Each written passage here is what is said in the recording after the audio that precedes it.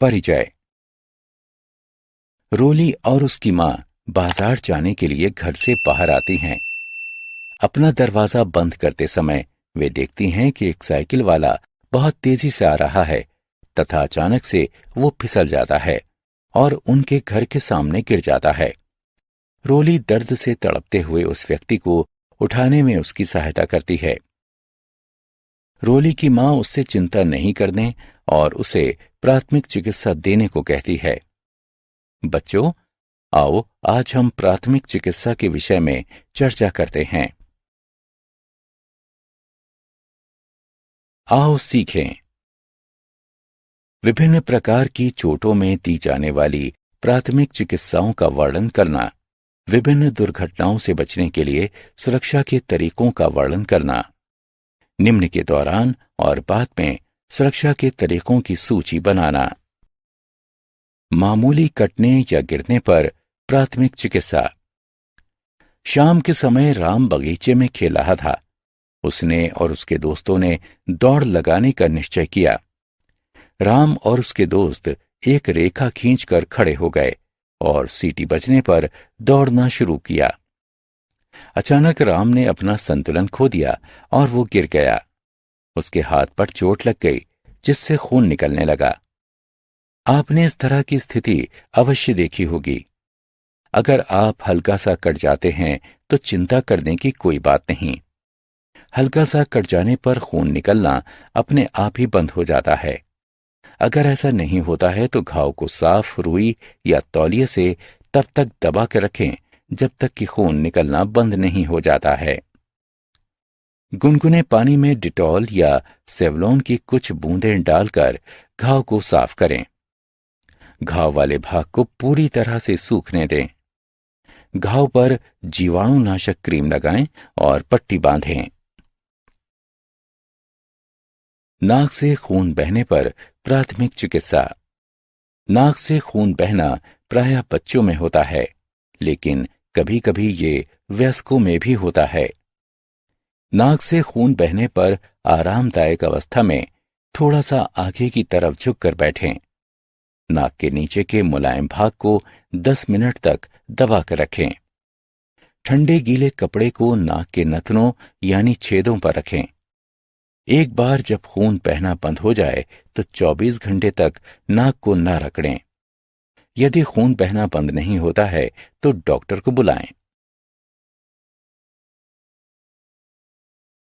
हड्डियों की चोट के लिए प्राथमिक चिकित्सा। रोहन सुबह की सैर के लिए गया था। वो असमतल जमीन पर फिसल गया और उसके पैर में मोच आ गई। मोच, हड्डी टूटने आदि में तुरंत उपचार करना आवश्यक होता है। इस तरह की चोटों में घायल भाग को चलाना नहीं चाहिए।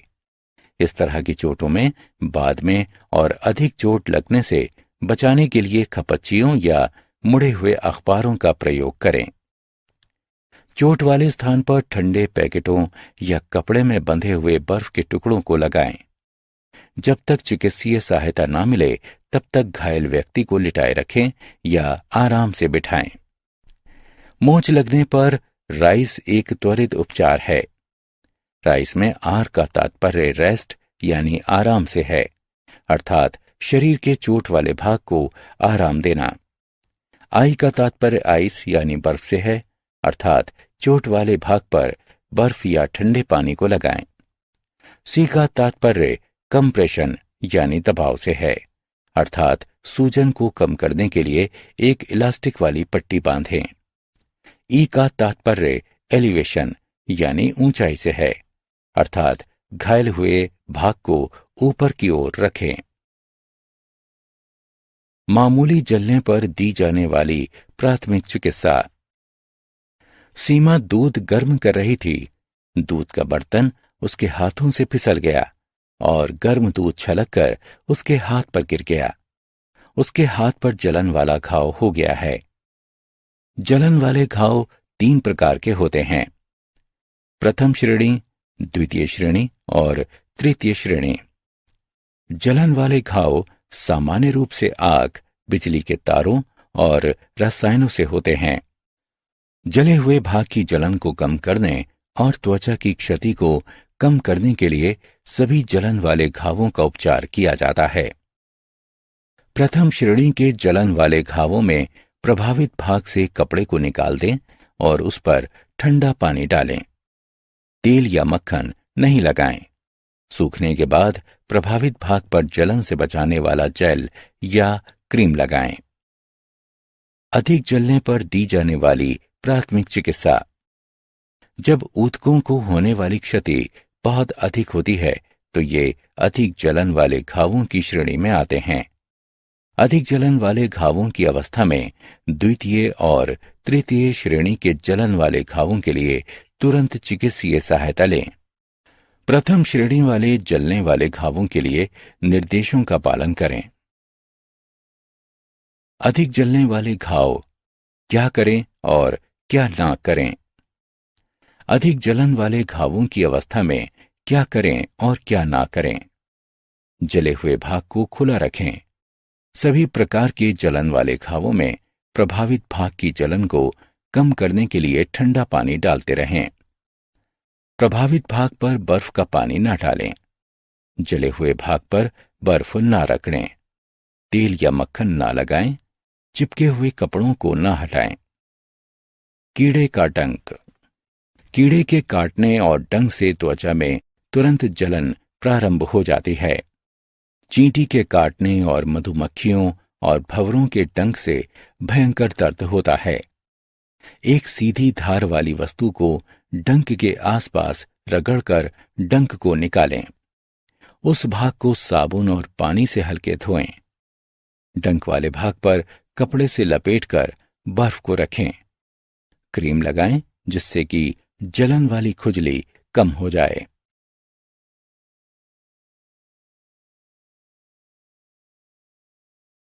जानवर के काटने पर दी जाने वाली प्राथमिक चिकित्सा। जब जानवरों को उकसाया जाता है या वे खतरे में होते हैं तब वे हमला कर देते हैं। जानवरों का मामूली सा काटना और खरोंचना भी खतरनाक सिद्ध हो सकता है। मामूली काटने के उपचार के लिए सबसे पहले घाव को साबुन की सहायता से चलते हुए पानी में धोएं। संक्रमण से बचने के लिए घाव को धोने के बाद अपने हाथों को भी अच्छी तरह से धोएं। उसके बाद घाव पर प्रतिजीवी यानी एंटीबायोटिक मलहम लगाकर उसे साफ पट्टी से ढक दें। टिटनेस से बचने के लिए तथा आगे के उपचार के लिए डॉक्टर से सलाह लें। क्षतिग्रस्त त्वचा होने पर डॉक्टर से सलाह अवश्य लें। गंभीर रूप से काटे जाने पर प्राथमिक चिकित्सा देने के बाद चिकित्सीय सहायता लेना आवश्यक है। सांप का काटना और उसके लक्षण। सांप का काटना खतरनाक हो सकता है। यदि सांप जहरीला है तो तुरंत आपातकालीन चिकित्सीय सहायता की आवश्यकता होती है। यदि सांप के काटने पर तुरंत उपचार नहीं किया गया तो वो घातक हो सकता है। सांप के काटने के मुख्य लक्षण निम्न हैं। घाव में से खून आना, धुंधला दिखाई देना, अकड़न यानी ऐंठन, बेहोशी, सुन्नपन तथा सिहरन, धड़कनों का बढ़ना, ऊतकों की मृत्यु, बहुत अधिक दर्द होना, त्वचा का रंग बदलना, कमजोरी आना और प्यास लगना। सांप के काटने पर ये करें। व्यक्ति को शांति दें और जहर के बहाव को कम करने के लिए प्रभावित भाग को सुन्नी के स्तर से नीचे रखें। अंगूठियों और अन्य कसने वाली वस्तुओं को निकाल दें क्योंकि वो भाग सूज सकता है। ये नहीं करें। व्यक्ति को अधिक जोर न लगाने दें। उस भाग को न खुरचें। जहर को मुंह से चूसने की कोशिश न करें। डॉक्टर की सलाह के बिना कोई भी दवा न दें। काटे हुए भाग के स्तर को व्यक्ति के हृदय से ऊपर न उठाएं। डूबने के लिए प्राथमिक चिकित्सा। जब कोई पानी में तैर नहीं पाता है या घुटन महसूस करता है तो वो डूब जाता है। बचाने के बाद किसी डूबते हुए व्यक्ति को पुनर्जीवित करना उतना ही महत्वपूर्ण है जितना कि किसी की जिंदगी बचाना। आपातकालीन चिकित्सीय सहायता के लिए कॉल करें। डूबते हुए व्यक्ति के सिर को एक तरफ मोड़ दें, जिससे कि उसके मुंह और नाक से पानी निकल जाए। कुछ मिनट के बाद सिर को फिर से बीच में कर दें। अपने मुंह से घायल व्यक्ति के मुंह में 4 बार जोर से सांस दें, जैसे कि आप उसको और उसकी नाक को दबाते हैं। इस प्रकार वायु सांस के रास्ते और फेफड़ों में भरे हुए पानी को निकाल देती है। 4 तेज सांस देने के बाद अपने कान को उसके मुंह के पास ले जाएं और सांस की किसी हलचल को जानने के लिए उसकी छाती को देखें। व्यक्ति जीवित है या नहीं, इसके लिए उसकी नाड़ी को देखें। जब तक व्यक्ति सांस लेना शुरू नहीं कर देता या कोई चिकित्सीय सहायता उसके पास नहीं पहुंचती है, तब तक फिर से उस व्यक्ति को हर 1 मिनट के बाद मुंह से मुंह में सांस दें। भूकंप के दौरान और भूकंप के बाद की सुरक्षा। भूकंप के दौरान सुरक्षा। यदि आप अपने घर के अंदर हैं तो पढ़ाई वाली डेस्क या मेज के नीचे छिप जाएं या फिर कमरे के किनारों में खड़े हो जाएं। बाहरी दीवारों और खिड़कियों, बड़े फर्नीचरों और लटकने वाले चित्रों या शीशों के पास खड़े ना हों। यदि आप रसोई घर में हैं तो शरण लेने से पहले स्टोव को बंद कर दें। बिजली के मुख्य स्विच को बंद कर दें। यदि आप घर से बाहर हैं तो ऐसे खुले स्थान पर चले जाएं जो कि इमारतों और बिजली की लाइनों से दूर हों। यदि आप गाड़ी चला रहे हैं तो बिजली की लाइनों, बिजली के खंभों, पेड़ों के नीचे या उनके पास गाड़ी ना रोकें जब तक भूकंप चला नहीं जाता, जब तक आप अपनी गाड़ी में ही रहें। भूकंप के बाद ये सुनिश्चित कर लें कि सभी सुरक्षित हैं या नहीं। यदि उस स्थान पर आपातकालीन सहायता की आवश्यकता हो तो कॉल करें। सुरक्षा के लिए तुरंत ही अपने स्थान की जांच करें। बिजली के स्विच और उपकरणों को तब तक चालू ना करें जब तक कि आप ये सुनिश्चित ना कर लें कि वे सही तरह से काम कर रहे हैं।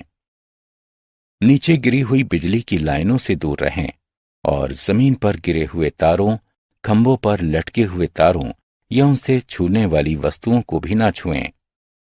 गिरे हुए तारों में करंट हो सकता है, जिन्हें छूने पर झटका या चोट लग सकती है या फिर मृत्यु भी हो सकती है।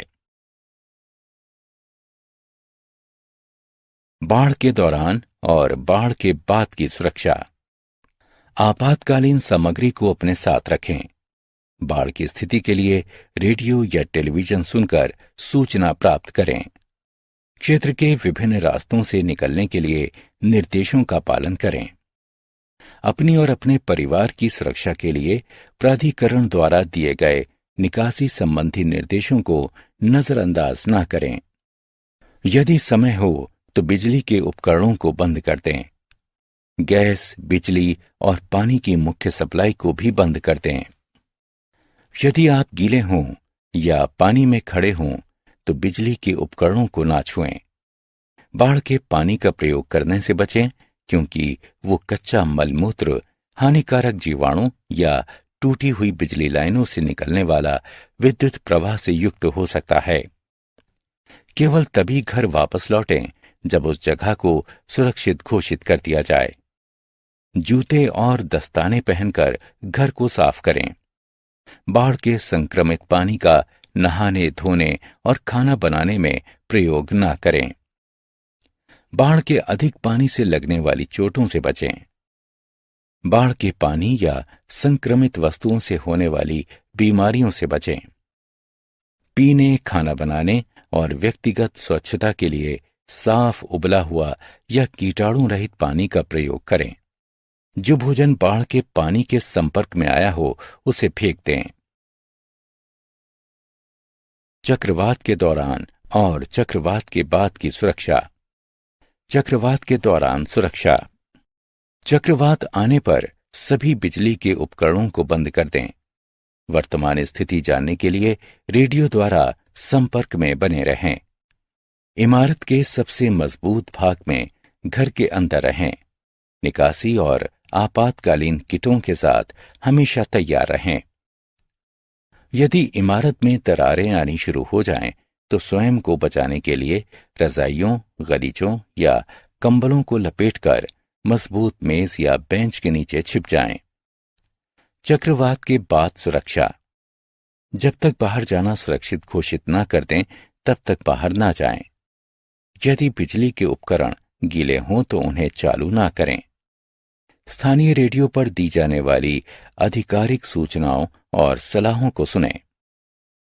यदि आपने प्राधिकरण द्वारा दिए गए निर्देशों के बाद घर छोड़ दिया हो, तो तब तक घर वापस न लौटें जब तक आपको वापस आने की सलाह न दी जाए। बिजली की गिरी हुई लाइनों, टूटी हुई इमारतों और पेड़ों से सावधानी बरतें और बाढ़ के पानी के पास ना जाएं। हमने क्या चर्चा की? मामूली कट जाने पर घाव की सफाई करने के बाद उस पर जीवाणुरोधी क्रीम लगाएं और पट्टी बांधें। नाक से खून बहने पर आरामदायक अवस्था में थोड़ा सा आगे की तरफ झुककर बैठ जाएं और नाक के नीचे के मुलायम भाग को 10 मिनट तक दबा के रखें। राइस, आराम, बर्फ, दबाव तथा ऊपर की ओर रखना हड्डियों की चोट और मोच के लिए दिए जाने वाले तुरंत उपचार के आधारीय तत्व हैं। सभी प्रकार के जलने वाले घावों के प्रभावित भागों पर जलन कम करने के लिए ठंडा पानी डालें। तेल या मक्खन कभी ना लगाएं। द्वितीय और तृतीय श्रेणी के लिए तुरंत चिकित्सीय सहायता लें। प्रथम श्रेणी जलन के घावों के लिए निर्देशों का पालन करें। कीड़े के काटने पर एक सीधी धार वाली वस्तु को डंक के आसपास रगड़कर डंक को निकाल दें। उस स्थान को साबुन और पानी से हल्के से धोएं। जहरीले सांप के काटने पर तुरंत आपातकालीन चिकित्सीय सहायता की आवश्यकता होती है। यदि सांप के काटने पर तुरंत उपचार नहीं किया गया तो ये घातक हो सकता है। मुंह से मुंह में सांस देना डूबते हुए व्यक्ति में सांस की प्रक्रिया को पुनर्स्थापित करता है। भूकंप, बाढ़, चक्रवात और अन्य प्राकृतिक आपदाओं के दौरान हमेशा आपातकालीन किट तैयार रखें और प्राधिकरण द्वारा दिए गए निर्देशों का पालन करें।